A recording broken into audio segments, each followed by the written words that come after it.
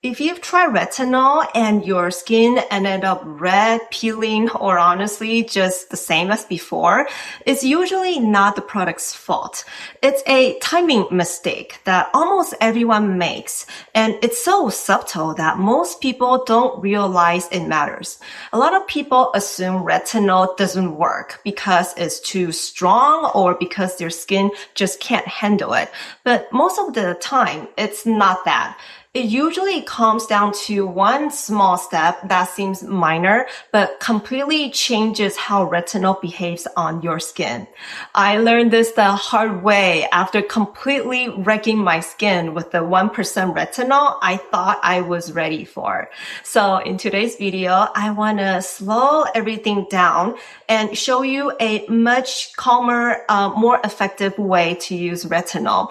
The kind of approach that actually works for aging and mature skin. I'll walk you through the common mistakes that causes irritation or no results, why higher strength isn't always better, and how to use retinol step by step so your skin can benefit instead of getting overwhelmed. This isn't about using the strongest retinol. It's about using the right retinol the right way. And once you understand this, retinol becomes a lot less scary and a lot more effective.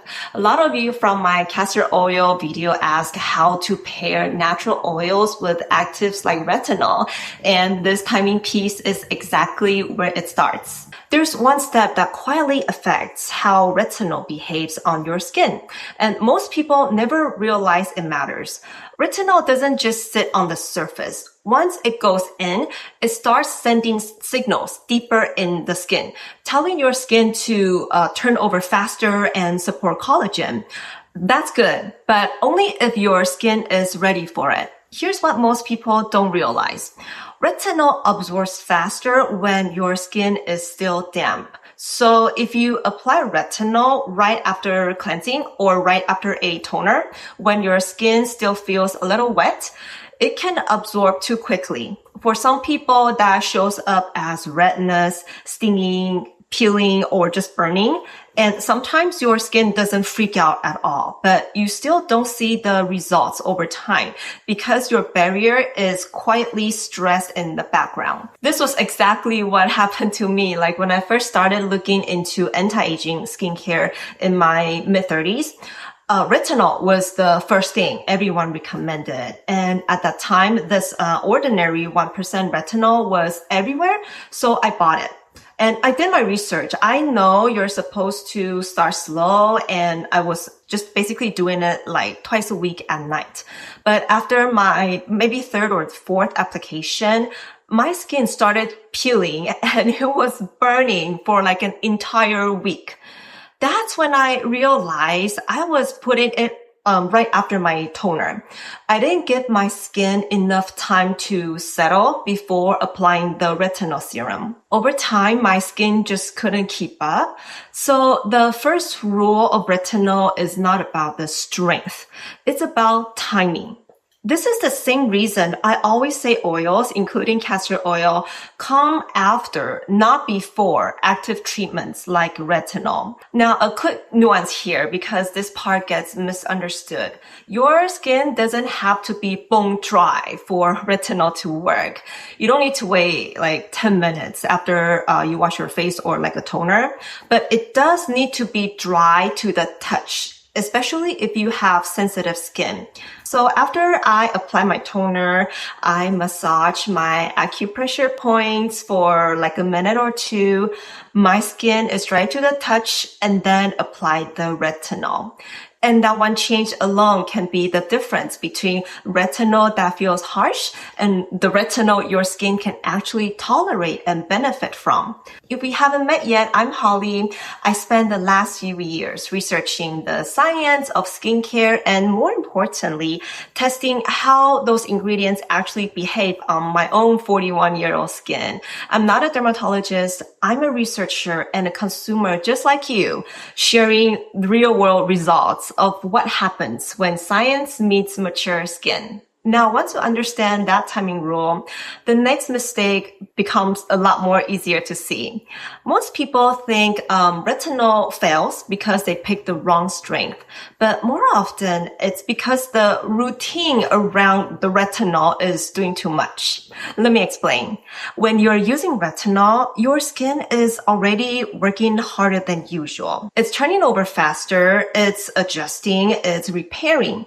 So piling on a long routine like toners, essence, a lot of actives doesn't help. It actually makes it harder for your skin to cope. That's why I believe retinol works best inside a simple routine. On retinol nights, the goal is to not treat everything at once. The goal is to let retinol do its job, protect your skin barrier, and also keep your skin comfortable enough to stay consistent, because consistency is what gives you results. If your skin is irritated, you're going to want to stop. And stopping is what makes retinol feel like it doesn't work. Now let's talk about the strength, because this is where a lot of people accidentally go too far too fast, like I did. There's this idea that stronger retinol equals better results. And I totally understand why people think that. If 0.3% works, then 1% must work faster. But retinol doesn't work like a spot treatment where more equals better. It works through consistency. Your skin needs time to adjust and respond. And that only happens when you can actually keep using it. When the strength is too high for where your skin is at, a few things can happen. Irritation, peeling, redness. And once that happens, most people either completely stop or they start retinol hopping, consistently switching products, hoping that the next one will be better. Retinol isn't about how high you can go. It's about finding a strength your skin can comfortably and consistently use. Because a lower strength retinol used regularly will always outperform a stronger one you cannot tolerate. That's why dermatologists often recommend starting low, not because low strength is weak, but because it gives your skin a chance to adapt.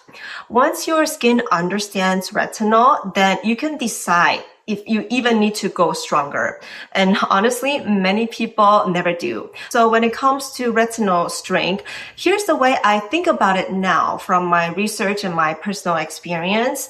There's a sweet spot where retinol is strong enough to make a difference, but gentle enough that your skin can stay calm and consistent. For most people with aging or mature skin, that sweet spot is around 0.25% to 0.3% retinol.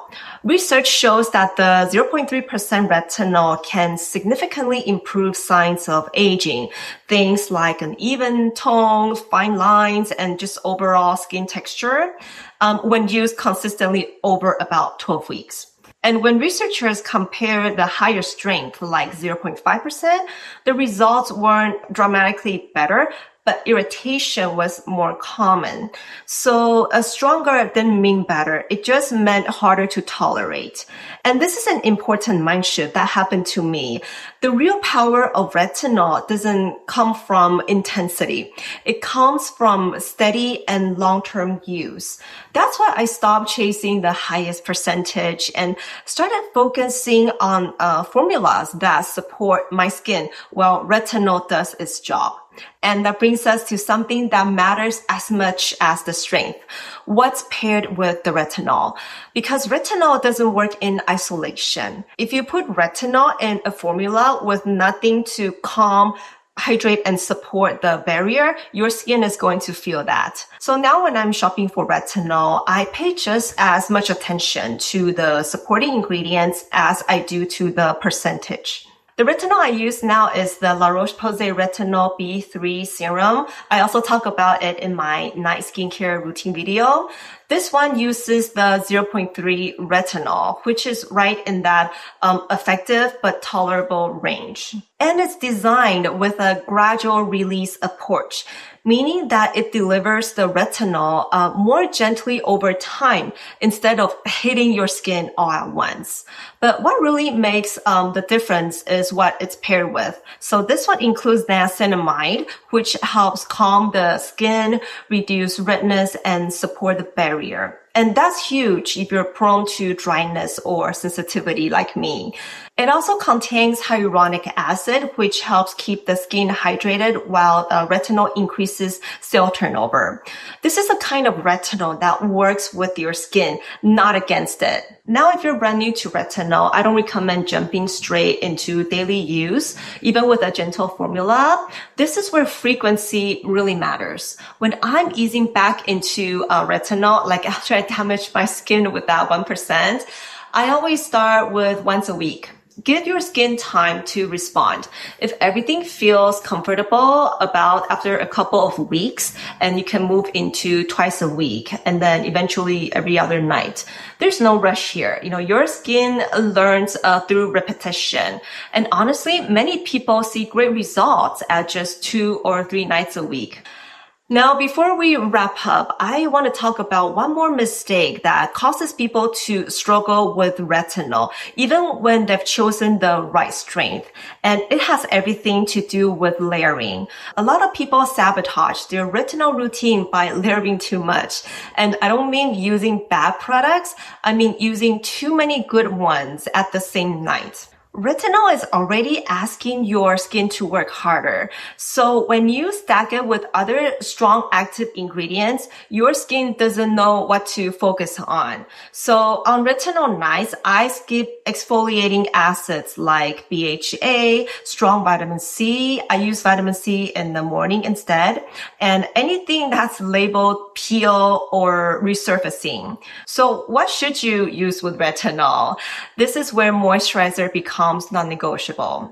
After retinol, your skin needs 3 things: comfort, barrier support, and hydration. That's why I always follow retinol with a simple barrier supporting moisturizer. Most nice is the CeraVe Skin Renewing Night Cream. You know how much I talk about this cream on this channel, but I know this cream can be a little thick for some of you. And recently I discovered this one by Skin 1004, their Centella cream.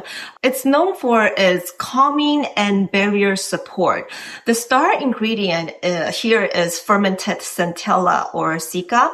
Centella is a well-known calming herb that helps reduce the redness and support skin recovery. And when it's fermented, it's broken down into smaller parts that can be easier for the skin to use, which is especially helpful when your skin is adjusting to retinol.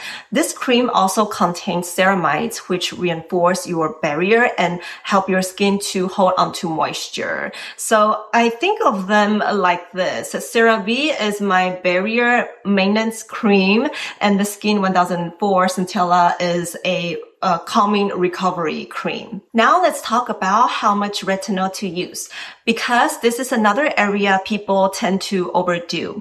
You only need about a pea-sized amount for your entire face. If it's in a dropper formula, that's usually about 2 to 3 drops.